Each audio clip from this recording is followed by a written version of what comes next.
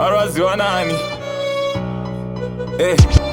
Sha ukarwadziwa nelifestyle tarisa style elifestyle wandoona utongwarira ongwarira saka utongwarira nekuti abantu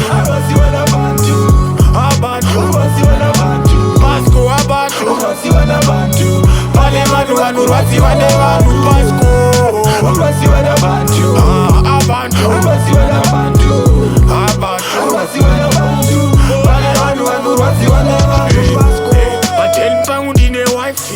Wifi yemasaisai newifi sometimes yozviposta ndine wifi vaturirwa vakarirwa mataini zvakachinzwa changuru mupunduru vaudze mupunduru mukwekuru vaita zvemamenduru vari kuvhunduka pandirisa papatiri padirisha abantu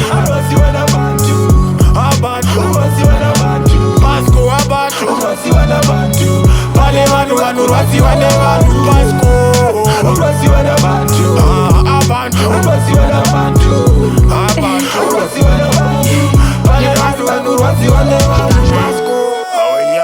Hamuna chia mana, mulevi musangorwadzirana mana. Chingoitire munhu aita chake kamungosimbisa maizira.